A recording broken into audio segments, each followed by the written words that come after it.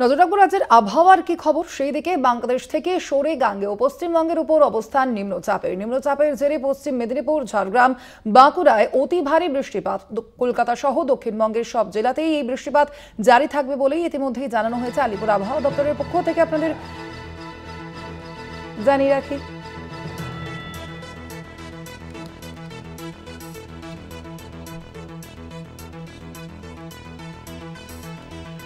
বাংলাদেশ থেকে সরে ইতিমধ্যেই গাঙ্গেয় পশ্চিমবঙ্গের উপর অবস্থান নিম্নচাপের।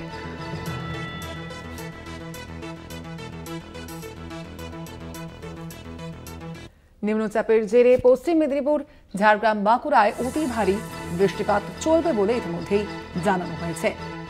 আরো বিস্তারিত জানবো, ফোন লাইনে রয়েছেন প্রতিনিধি শাশ্বতী রায়। শাশ্বতী, কি আপডেট রয়েছে আলিপুর আবহাওয়া দপ্তর সূত্রে?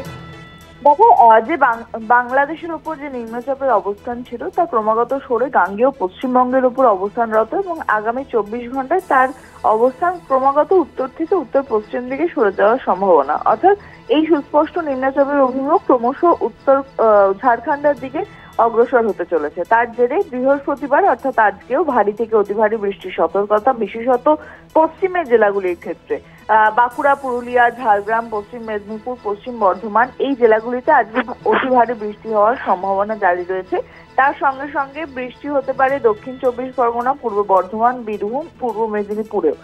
এছাড়াও কলকাতা সহ দক্ষিণবঙ্গের বাকি জেলাগুলি অর্থাৎ কলকাতা, হাওড়া, হুগলি, উত্তর 24 পরগনা, নদিয়া, মুর্শিদাবাদ এই জেলাগুলিতে বিক্ষিপ্তভাবে হালকা মাঝারি বৃষ্টি হবে। কোথাও কোথাও 30 থেকে 40 কিলোমিটার বেগে দমকা ঝোড়ো হাওয়া বওয়ারও সম্ভাবনার কথা জানাচ্ছে হাওয়া অফিস।